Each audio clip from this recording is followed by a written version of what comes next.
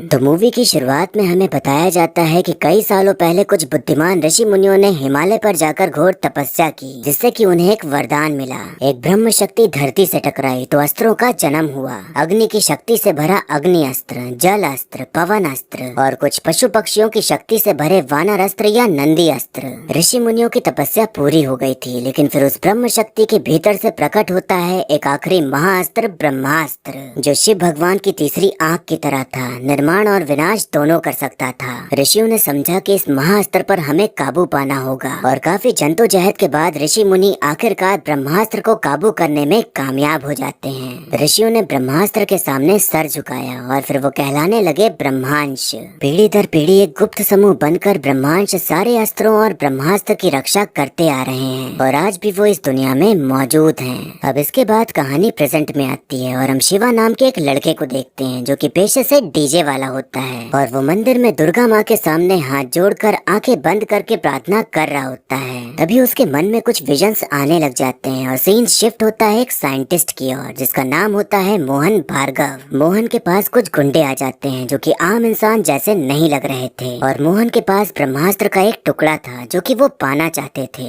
मोहन वो टुकड़ा देने से मना कर देता है और एक डब्बे में बंद करके उस पर अपने खून की बूंद डालकर उसका आकार बदलते हुए उसे फेंक देता है। इस हरकत से वो गुंडे गुस्सा जाते हैं और अब उनमें लड़ाई होना शुरू हो जाती है। उन दोनों का ध्यान भटकाते हुए मोहन अपने पैरों में कड़े जैसा कुछ पहन लेता है जिससे कि उसके अंदर बंदर की शक्ति आ जाती है और फिर वो चलते कूदते उनसे लड़ते हुए भागने लग जाता है। काफी लड़ाई होने के बाद मोहन अपनी पूरी शक्ति का इस्तेमाल करते हुए वहाँ से ऊपर उड़ जाता है और यहाँ पता चलता है कि उसने कोई आम कड़ा नहीं पहना बल्कि वो है वानरास्त्र। मोहन को जब लगता है कि वो दोनों चले गए तो थोड़ी देर बाद वो अपने घर वापस आता है और एक दूरबीन उठाता है तो वो दूरबीन उस डब्बे में चेंज हो जाती है जिसमें उसने ब्रह्मास्त्र का टुकड़ा रखा था। लेकिन तभी वहाँ अचानक से एक लड़की आ जाती है जो कि कोई आम लड़की नहीं थी बल्कि कई विचित्र शक्तियों से लैस थी, जिसके चलते वो मोहन को अपने वश में कर लेती है। उस लड़की का नाम जुनून होता है और जोर और रफ्तार नाम के वो दोनों आदमी इसके ही चेले थे और ये सभी उस टुकड़े को हथियाने आए थे जो मोहन के पास था। मोहन उससे कहता है कि तुम अंधेरा ला रही हो जुनून, लेकिन रोशनी आएगी और ब्रह्मास्त्र की हर लड़ाई में जीत हमेशा रोशनी की होगी। जुनून के अंदर तो बस वो टुकड़ा पाने का जुनून सवार था तो वो उसकी एक भी नहीं सुनती और उससे वानर अस्त्र और टुकड़ा ले लेती है। ये सभी चीजें जो हो रही थी वो शिवा को अपने मन में दिखाई दे रही थी और वो एकदम से घबरा जाता है कि आखिर हुआ क्या। लेकिन तभी उसकी नजर एक लड़की पर पड़ती है जिसका नाम ईशा होता है और उसे देखते ही वो उसमें खो सा जाता है। अब दशहरा का समय था तो रावण दहन किया जा रहा होता है जिसमें कि शिवा भी शामिल था। तो वो मस्त बड़े आराम से नाच गाकर इस त्योहार की खुशी मना रहा होता है। लेकिन तभी रावण में लगी आग एकदम भड़क जाती है और शिवा को कुछ होने लग जाता है और वो तुरंत बेहोश हो जाता है। शिवा को जब होश आता है तो उसके दिमाग में ईशा ही घूम रही होती है क्योंकि वो उसे पहली नजर में ही पसंद आ गई थी, इसीलिए अब वो मना रहा होता है कि वो उसे दोबारा से कहीं मिल जाए। अब हम देखते हैं कि शिवा किसी पार्टी में डीजे बजा रहा होता है कि तभी उसके दोस्त उसे कहीं जल्दी पहुंचने के लिए कहने लगते हैं। तो शिवा वहां से निकल ही रहा होता है कि तभी उसे ईशा दिख जाती है तो वो उसके पीछे ही चला जाता है। शिवा ईशा के पास पहुंचकर बातचीत करने की कोशिश करने लगता है पर ईशा उसे भाव नहीं दे रही होती,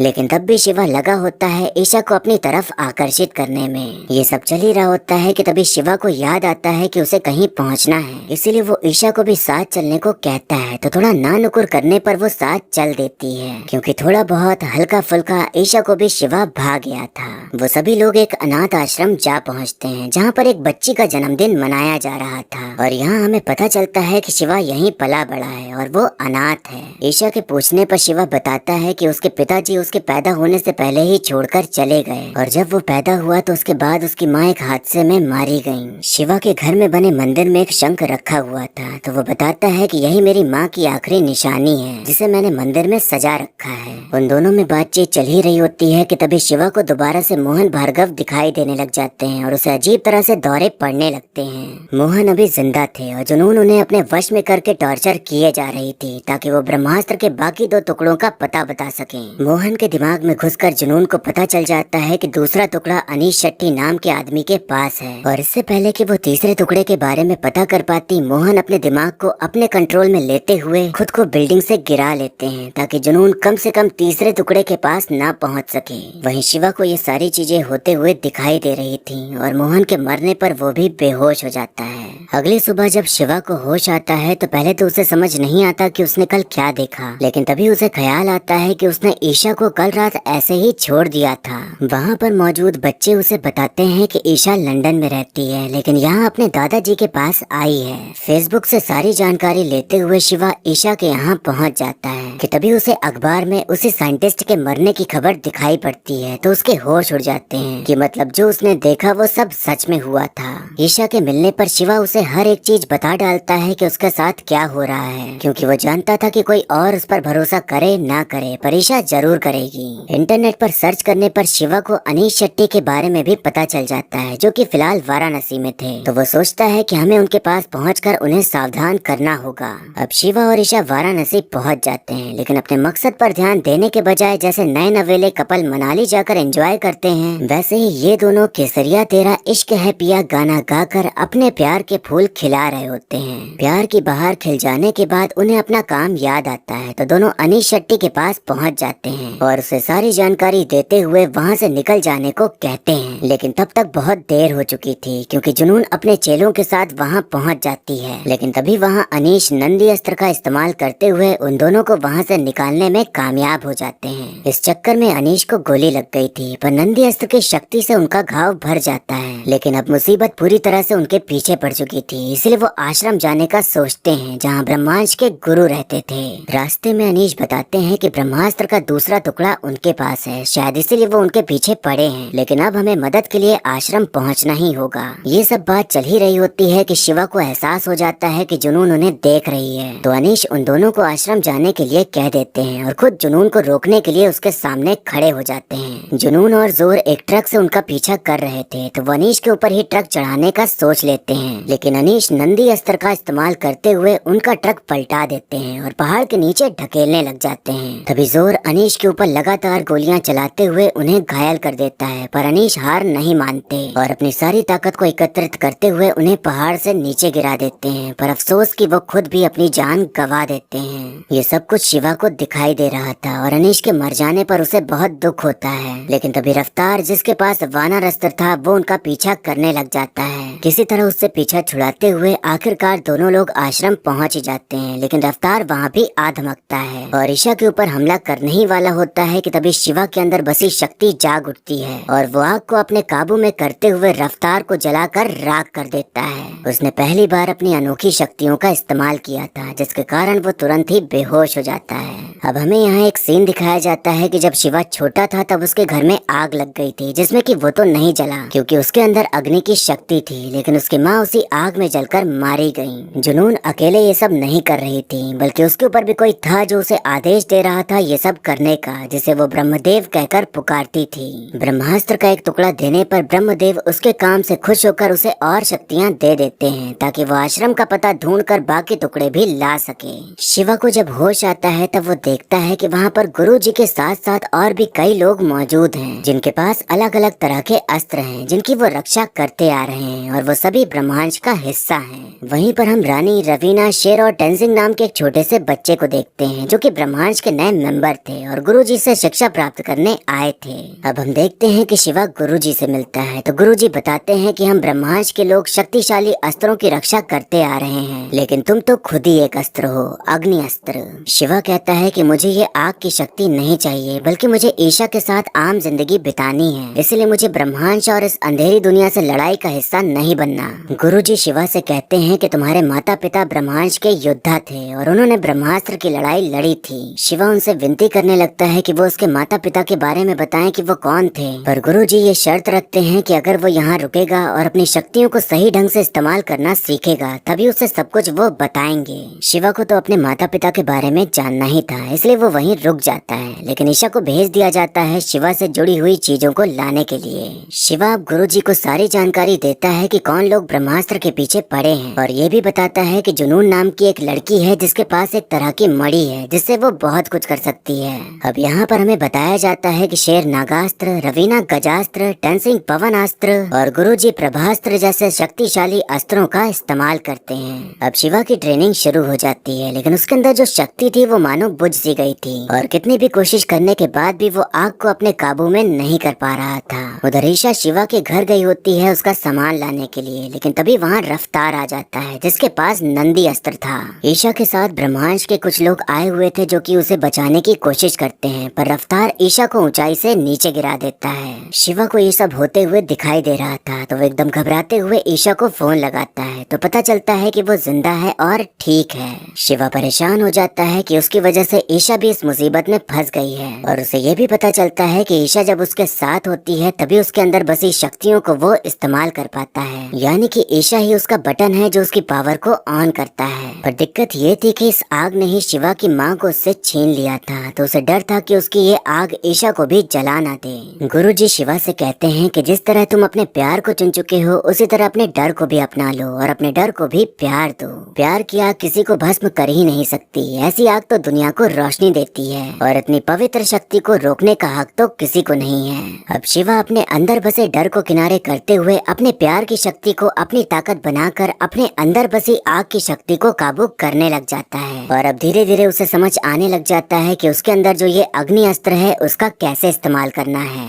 शिवा की एक दिक्कत ये थी कि बिना किसी चिंगारी के वो अपनी आग की शक्तियों का इस्तेमाल नहीं कर सकता था, तो गुरुजी उसे एक लाइटर देते हुए समझाते हैं कि सही वक्त को आने में भी वक्त लगता है। अब हम देखते हैं कि शिवा को जंगल में एक आदमी दिखाई पड़ता है जो कि अपने होश में नहीं था और उसके गले में वही मणि दिखाई पड़ती है जो जुनून इस्तेमाल करती है लोगों को अपने वश में करने के लिए। सभी लोग समझ जाते हैं कि जुनून आश्रम का पता ढूंढ रही है, तो वो छानबीन करना शुरू कर देते हैं कि वो कहाँ है। गुरुजी शिवा से कहते हैं कि अब वक्त आ चुका है कि तुम्हें पता चले कि तुम्हारे माता पिता कौन थे। वो बताते हैं कि 30 साल पहले जब मैं ब्रह्मांड का सिर्फ एक शिष्य था तब ब्रह्मास्त्र के 3 टुकड़े नहीं थे बल्कि वो पूरा था। वहाँ पर मेरे साथ एक और शिष्य था जिसका नाम था देव, जो कि बहुत ताकतवर और सबसे अलग था। अस्त्रों की ओर उसे अलग ही जुनून था, इसलिए वो एक नहीं बल्कि कई अस्त्रों का उस्ताद बना, लेकिन वो बादशाह बना अग्नि अस्त्र का। ब्रह्मास्त्र को सुरक्षित रखना हमारा कर्तव्य था, लेकिन देव ने ब्रह्मांड के मुख्य सदस्यों को हराया और ब्रह्मास्त्र छीन लिया। इस युग में ब्रह्मास्त्र पहली बार जाग उठा और उसके साथ ही जमीन, समुद्र और आसमान भी जाग उठा। देव ब्रह्मास्त्र के लिए पूरी दुनिया की बलि देने को तैयार था, लेकिन तभी जलास्त्र को काबू करने वाली अमृता आती है और ब्रह्मास्त्र के 3 टुकड़े करके देव की आग का विनाश कर डालती है। ऐसा माना जाता है कि जिस जगह पर इन दोनों की लड़ाई हुई वहीं वो दोनों दफन हो गए। ब्रह्मास्त्र के 3 टुकड़े हुए थे, लेकिन हमारे पास 2 ही टुकड़े हैं और तीसरा टुकड़ा कहाँ है वो हमें नहीं पता। यहाँ पर गुरुजी ये राज खोलते हैं कि देव और अमृता पहले एक साथ थे और दोनों एक दूसरे से प्यार करते थे, लेकिन जब लड़ाई हुई तो अमृता अपने कर्तव्य के लिए लड़ी और देव अपने जुनून के लिए लड़ा। ये सब जब हो रहा था तो अमृता पेट से थी और इस लड़ाई के होने के बाद वो सब कुछ छोड़कर चली गई और अपने बच्चे को जन्म दिया और वो बच्चा तुम ही हो, यानी कि शिवा देव और अमृता का ही बेटा था। अब यहाँ पर हमें दिखाई देता है कि जुनून ने उस मणि का इस्तेमाल करते हुए एक पूरे गांव को ही अपने वश में कर लिया है और वो सभी उसके गुलाम बन गए हैं। शिवा के मन में कई सारे सवाल चलने लग जाते हैं और उसका मेन सवाल यही था कि आखिर देव है कौन, तो ये जानने के लिए वो खुद ही उस मणि को पहन लेता है। शिवा उसी जगह जा पहुँचता है जहाँ देव की बड़ी सी मूर्ति लगी हुई थी और उस मूर्ति से आती तेज रोशनी उसे अपनी ओर खींचने लग जाती है और उसे देव का चेहरा दिखने ही वाला होता है कि तभी शेर वो मणि निकाल देता है और शिवा होश में आ जाता है। लेकिन इसी बीच उस मणि के जरिए जुनून शिवा का दिमाग पढ़ लेती है और उसे पता चल जाता है कि आश्रम कहाँ है। वो सभी लोग जब आश्रम पहुँचते हैं तो शिवा देखता है कि ईशा वापस आ गई है और साथ में माँ की आखिरी निशानी भी लेकर आई है। गुरुजी कहते हैं कि ये देखने में मामूली शंख लग रहा है पर शायद है नहीं। वो शिवा का खून उस शंख पर लगाते हैं तो वो एक डब्बे में चेंज हो जाता है जिसमें कि ब्रह्मास्त्र का तीसरा टुकड़ा रखा हुआ था, यानी कि शिवा की माँ अमृता ने लड़ाई के बाद ब्रह्मास्त्र का एक टुकड़ा अपने पास ही रख लिया था। यहाँ ये भी राज खुलता है कि जो इन टुकड़ों को हासिल करना चाहता है वो देव है, क्योंकि उसे देव से ब्रह्मदेव बनना था और जुनून उसके लिए बस एक मोहरा है उन टुकड़ों को पाने का। जुनून जिस मणि का इस्तेमाल करती है अपनी ताकत के लिए वो अग्नि अस्त्र है, इसीलिए जब भी कोई उसका इस्तेमाल करता है तो शिवा को सब दिखाई देने लग जाता था और देव मरा नहीं है और न ही जिंदा है, बस अभी वो शांत है और अगर ब्रह्मास्त्र के टुकड़े एक साथ जुड़ गए तो वो जाग उठेगा। जुनून को आश्रम का पता चल चुका था तो इसीलिए इसीलिए अब सभी लोग अपना बोरिया बिस्तरा बांधकर आश्रम छोड़ने का सोच लेते हैं। लेकिन इससे पहले कि वो लोग निकल पाते, वहाँ जुनून अपनी सेना लेकर हाजिर हो जाती है और सभी लोगों को अपने कब्जे में ले लेती है। शिवा को जब होश आता है तो वो जुनून को ब्रह्मास्त्र का टुकड़ा देने की बात करके उसे बहकाने की कोशिश करता है और मौका मिलते ही अग्नि अस्त्र का इस्तेमाल करते हुए सभी को जलाने लग जाता है। पर अफसोस कोई भी उसकी आग से नहीं जल रहा होता, पर वो लगा होता है ईशा और ब्रह्मास्त्र के टुकड़े को बचाने में। तभी जुनून देव से जलास्त्र लेती है और उसका इस्तेमाल करते हुए बारिश करा डालती है, जिससे कि शिवा की आग पूरी तरह से बुझ जाती है। जुनून शिवा से कहती है कि तुझमें अग्नि अस्त्र की ताकत है, तुझे तो हमारे साथ होना चाहिए था। शिवा कहता है कि मैं अंधेरे की ताकत में नहीं, रोशनी की शक्ति में यकीन करता हूँ। इतने में वहाँ पर शेर, रवीना और टेंजिंग आ जाते हैं और अपने अस्त्रों का इस्तेमाल करते हुए सभी से लड़ाई शुरू कर देते हैं। सभी लोग भिड़े हुए थे लड़ाई करने में, लेकिन ईशा को याद आता है कि अगर ब्रह्मास्त्र के तीनों टुकड़े जुड़ गए तो सब खत्म हो जाएगा। इसीलिए वो 2 टुकड़ों को लेकर वहाँ से भाग निकलती है। जुनून ईशा के पीछे जाती है तो शिवा अग्नि अस्त्र का इस्तेमाल करते हुए उसे रोकने की कोशिश करता है, पर जुनून तो देव की छत्र छाया में काम कर रही थी और देव अग्नि अस्त्र का बादशाह था, इसलिए शिवा की आग जुनून के आगे काम नहीं आती। जुनून ईशा से टुकड़े छीनने ही वाली होती है कि तभी टेंजिंग पवन अस्त्र का इस्तेमाल करते हुए जुनून को खाई में फेंक देता है। उधर शिवा भी गुरुजी के साथ मिलकर रफ्तार को मारने में कामयाब हो जाता है। अब सभी को लगता है कि सब खत्म हो गया, लेकिन तभी जुनून वापस आती है और टेंजिंग को पीछे से चाकू मार के खत्म कर देती है और फिर ईशा से सारे टुकड़े छीन कर उन्हें जोड़ते हुए देव को बुलाने लग जाती है। यहाँ पर जुनून का काम खत्म हो चुका था तो वो दोबारा से खाई में गिर जाती है और अब आसमान का रूप ही बदल जाता है और एक तेज रोशनी ब्रह्मास्त्र के ऊपर पड़ती है। फिर सब कुछ तबाह होना शुरू हो जाता है। ईशा ब्रह्मास्त्र के पास थी, इसलिए शिवा किसी भी चीज की फिक्र न करते हुए उसे बचाने के लिए पहुंच जाता है। ईशा को लगता है कि शायद अब आखिरी समय आ गया है, लेकिन शिवा उससे कहता है कि वो उसे कुछ भी होने नहीं देगा। ब्रह्मास्त्र से एकदम तेज ज्वलनशील रोशनी निकलने लग जाती है जो कि सब कुछ जला दे रही थी, तो शिवा उसकी तरफ पीठ करके बैठ जाता है और ईशा को छुपा लेता है और हमें देखने मिलता है कि उसके कई सारे हाथ बन गए हैं जिससे कि वो ईशा को बचा रहा है। ब्रह्मास्त्र अब शिवा की आग से काबू में आने लग जाता है और जो तबाही हर जगह मचने वाली थी वो रुक जाती है और शिवा पूरी तरह से अग्नि अस्त्र का इस्तेमाल करते हुए धरती का विनाश होने से रोक लेता है। शिवा ईशा के लिए अपनी जान देने को तैयार था और उस कर्म से उसने प्यार का सबसे बड़ा रूप दिखाया जो कि है कुर्बानी। उस कुर्बानी से शिवा ने अपने अंदर प्यार की आग पैदा की जिसने ब्रह्मांड के सबसे शक्तिशाली अस्त्र को शांत कर दिया। शिवा अब इतना शक्तिशाली हो गया था कि उसे अब किसी चिंगारी की जरूरत नहीं थी, बल्कि वो अपने अंदर से ही आग बना सकता था और वो अब पूरी तरह से अग्नि अस्त्र का उस्ताद हो गया था। अब हम देखते हैं कि ब्रह्मास्त्र तो भले ही शांत हो गया था, पर उसके जुड़ने पर अब देव जाग चुका था और अब वो क्या करेगा, क्या होगा, ये अगले पार्ट में देखने को मिलेगा। और इसी बात के साथ मूवी यहीं पर खत्म हो जाती है। तो दोस्तों, अगर हम एंडिंग की बात करें तो यही समझ में आता है कि अब देव जाग चुका है और वो सभी अस्त्रों का उस्ताद है, तो वो अब खुद ही ब्रह्मास्त्र के पीछे जाएगा उसे पाने के लिए। यहाँ हमें ये नहीं दिखाया गया कि देव कौन है, क्योंकि यही ब्रह्मास्त्र पार्ट 2 देखने के लिए सस्पेंस छोड़ दिया गया है। वैसे लोगों का कहना है कि रणवीर सिंह देव होगा और कुछ लोगों का कहना है कि रणबीर कपूर ही देव होगा। मुझे लगता है कि देव अगर रणबीर कपूर नहीं बल्कि कोई और हो तभी मजा आएगा, वरना ऐसे तो पूरा मामला ही फीका पड़ जाएगा और ऑडियंस यही सोचेगी कि जब रणबीर कपूर को ही देव बनाना था तो इतना सस्पेंस क्यों रखा। हालांकि अमृता का रोल कौन निभाएगा ये तो हमें साफ साफ नजर आ रहा है। तो अगर आप इस एक्ट्रेस का नाम जानते हैं तो हमें कमेंट करके बताइए कि कौन है ये। फिल्म में हमें यही मैसेज देने की कोशिश करी गई है कि प्यार ही सब कुछ है, प्यार की शक्ति से हम सब जीत सकते हैं और प्यार से बड़ा ब्रह्मास्त्र कोई नहीं है। यहाँ एक सकारात्मक संदेश पहुँचाने के लिए प्यार को ही ब्रह्मास्त्र कहा गया है, ताकि लोगों को ये समझने मिले कि नफरत और लड़ाई से कुछ नहीं मिलता, बल्कि सभी एक दूसरे को प्यार करो और प्यार बांटो